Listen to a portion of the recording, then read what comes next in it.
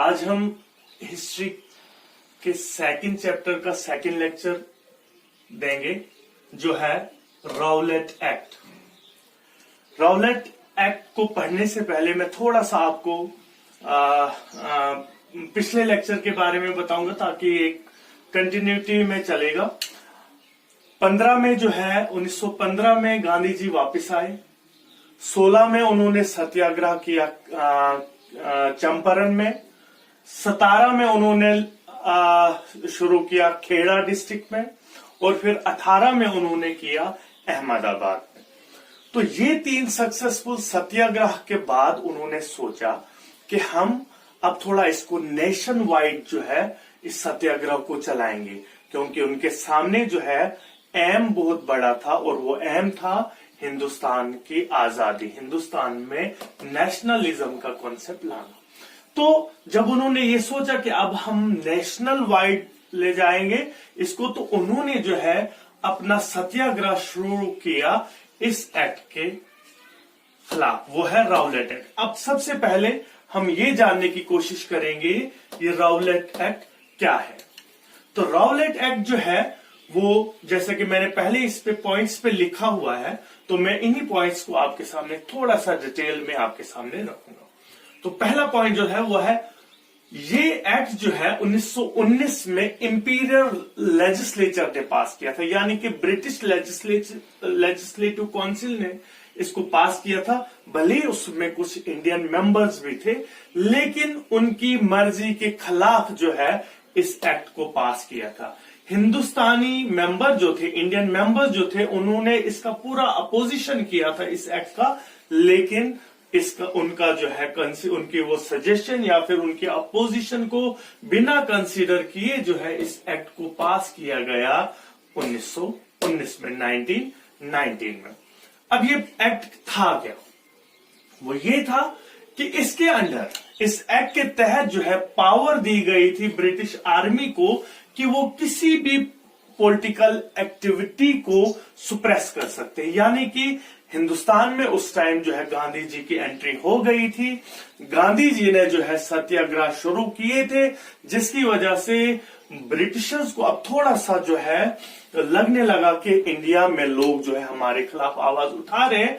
तो इसी एक्ट, उन्हीं जैसी एक्टिविटीज को सुप्रेस करने के लिए जो है उन्होंने ये राउलेट एक्ट पास किया।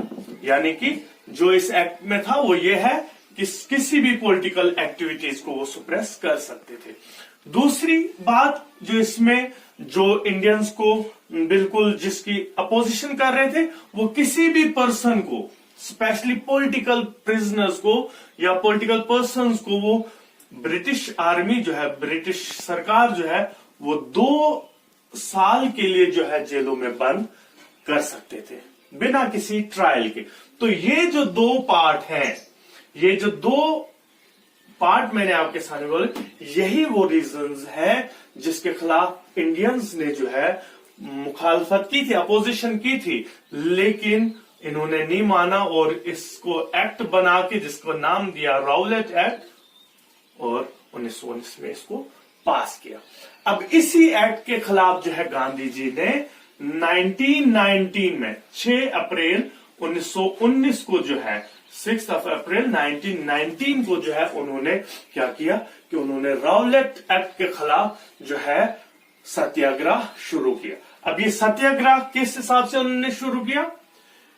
इसकी वजह से क्या हुआ कि बहुत सारी सिटीज में इस एक्ट के खिलाफ, ये राउलेट एक्ट के खिलाफ जो है रैली शुरू हुई। एक दूसरी बात, वर्कर्स जो थे, जो ब्रिटिशर्स के साथ काम करते थे या फिर उनके साथ बिजनेस करते थे, उन्होंने स्ट्राइक शुरू कर दी। ठीक है। और फिर तीसरी बात जो गांधी जी ने इसमें स्टार्ट किया इस सत्याग्रह में, वो ये कि उन्होंने शॉप्स वगैरह सारे जो है लोगों ने शॉप्स क्लोज कर दिए। तो ये 3 तरीके से जो है इस सत्याग्रह को शुरू किया गया 6 अप्रैल 1919 को। अब क्या होता है कि जब गांधी जी ये सत्याग्रह शुरू करते हैं तो अंग्रेजों को थोड़ा सा जो है लगा कि नहीं, हमें किसी ना किसी तरीके से जो है इन सत्याग्रहों में जो है, ये सत्याग्रही जो थे उनमें जो है डर पैदा करना है। तो उन्होंने वहां पर क्या किया, इन्होंने जो है वहां पर मार्शल लॉ को इम्पोज कर दिया। मार्शल लॉ को उन्होंने इम्पोज कर दिया बहुत सारी सिटीज में। अब ये मार्शल लॉ क्या होता है? मार्शल लॉ एक ऐसा लॉ होता है जब किसी भी जगह पे पुलिस जो है पूरा कंट्रोल ना कर पाए किसी सिचुएशन को, तो ऐसे में क्या होता है कि सारी पावर जो है कंट्रोल करने की वो किसको दी जाती है? आर्मी को। तो जब पावर आर्मी के पास दी जाती है तो ऐसे सिचुएशन को हम बोलते हैं कि मार्शल लॉ। तो ये होता है मार्शल लॉ, जब पावर जो है सारी जो है कंट्रोल की किसको दी जाती है? आर्मी को। तो ब्रिटिशर्स ने क्या किया कि ब्रिटिशर्स ने जो है जहां जहां पे भी जो है, ये मैं यहां पर एक बात बताऊं कि राउलेट एक्ट का सत्याग्रह जो था वो मेनली टाउन और सिटीज में जो है शुरू हुआ। तो क्या हुआ कि इस सत्याग्रह को दबाने के लिए जो है उन्होंने मार्शल लॉ इंपोज किया, यानी कि सारी पावर जो है उन्होंने आर्मी को दे दी। और उस मार्शल लॉ जो था उसमें हेड जो था, आर्मी का हेड जो था वो कौन था? जनरल डायर, जो ऑलमोस्ट हर हिंदुस्तानी जो है इस बंदे का, इस शैतान का जो है नाम जानता होगा, ये जनरल डायर। अब उसने क्या किया? उसने क्या किया कि 13 अप्रैल का दिन था 1919, बैसाखी का फेस्टिवल था, पंजाब में बैसाखी मनाई जा रही थी।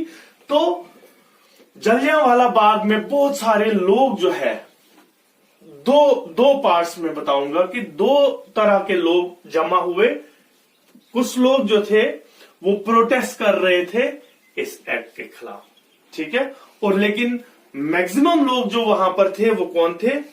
वो सेलिब्रेट कर रहे थे बैसाखी, क्योंकि बैसाखी जो है वो सबसे ज्यादा पंजाब में ही जो है इस फेस्टिवल को मनाया जाता है।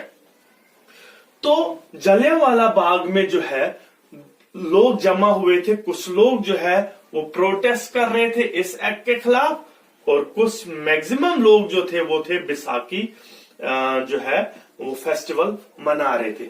ऐसे में क्या होता है कि ये जो जनरल डायर था ये उस बाग के में एंटर करता है, और जो ही वो एंटर करता है तो जो भी उसका एंट्री और एग्जिट पॉइंट था उस बाग का, जलियांवाला बाग का, वो क्लोज कर देता है।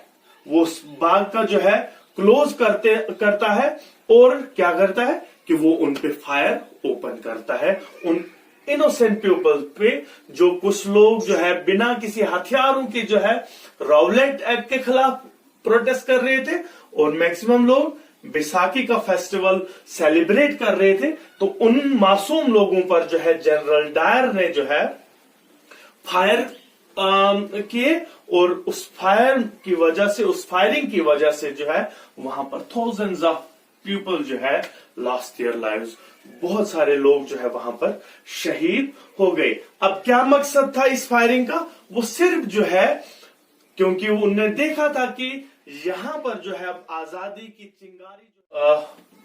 चिंगारी जो है भड़क गई है, आग जो है भड़कने वाली है। तो उस आग को बुझाने के लिए जो है उन्होंने क्या किया कि उन्होंने लोगों के बीच जो है डर पैदा हो जाए ब्रिटिशर्स के खिलाफ, तो उन्होंने जो है ये हादसा वहां पर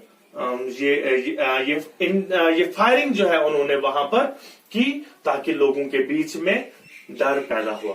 तो जब ये जलियांवाला बाग का हादसा हुआ, तो जब ये खबर बाकी सिटीज में जो है, बाकी सिटीज में ये खबर पहुंची, तो वहां पर क्या हुआ कि वहां पर वायलेंस स्टार्ट हो गई। वायलेंस स्टार्ट हो गई, लोगों ने जो है ब्रिटिशर्स पर अटैक करना शुरू कर दिया, उन्होंने ब्रिटिशर्स की प्रॉपर्टी को नुकसान पहुंचाना शुरू किया। तो ये देखकर जो है गांधी जी, क्योंकि मैंने पहले ही लेक्चर में बोला था, गांधी जी जो थे वो एक नॉन वायलेंट पर्सन थे। उनकी फिलॉसफी जो थी वो बेस्ड थी नॉन वायलेंस पे, वो ये वायलेंस के फेवर में नहीं थे। तो जो ही उन्होंने देखा कि इस जलियांवाला बाग मैसाकर की वजह से जो है वायलेंस हो गई, ये सत्याग्रही जो नॉन वायलेंस पे जो है शुरू हुआ था, नॉन वायलेंस के प्रिंसिपल्स पे शुरू किया था गांधी जी ने, अब उसने वायलेंस का रूप लिया। तो गांधी जी ने जो है इस मूवमेंट को कॉल ऑफ किया। तो ये था राउलेट एक्ट, और राउलेट एक्ट के खिलाफ जो सत्याग्रह शुरू किया था गांधी जी ने। तो इसके आगे जो है हम इंशाल्लाह नेक्स्ट लेक्चर में पढ़ेंगे।